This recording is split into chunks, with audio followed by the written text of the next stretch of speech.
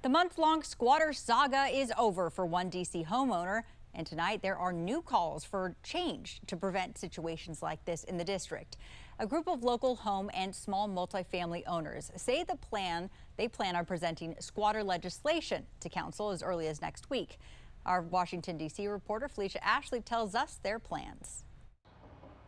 They said they want to make sure that trespassers are treated like trespassers so that local home providers as well as families aren't impacted negatively. In addition to that, they said they want to make sure there is a balance of support for both sides, for renters as well as local home providers when it comes to support, but also repercussions. A room of homeowners and housing providers reacting to our reporting on the D.C. squatter with action. The coverage that Channel 7 provided has really created momentum on this issue, has brought increased public awareness.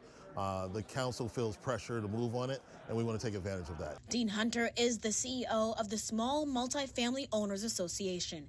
He says if it wasn't for the 7 News coverage on the squatter Shadija Romero, she would still be in Roshane Douglas's home, and says it is encouraging D.C. council members to move. Prior to that news story running, they acted like they didn't know we had a squatter problem.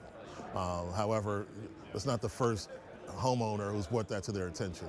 So your coverage really has elevated the issue to the point where I think we could take that momentum and actually get this problem solved. Monday, we're going to be issuing a press release and releasing draft legislation that we hope we can get the council passed on an emergency basis. Philippe Ernst is a real estate investor and the CEO of Capital Rock Partners.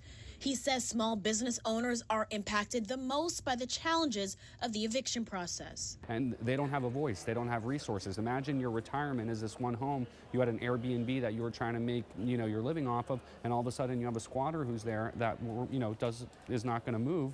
All of a sudden you're looking at a 12 to 18 month eviction period. How is that fair? So many landlords I've talked to saw that story, called me and said, hey, I have squatters right now in my own building. Taking those kind of stories and shaping policy to fix some of the issues that have caused these outliers to just get out of control, where we're watching, we're like, how is that even possible? The D.C. chair for housing, Councilman Robert White, was also at the summit, and he announced that he will be presenting 3 pieces of legislation on housing in the upcoming week. For now, reporting from the D.C. Bureau, Felicia Ashley, 7 News.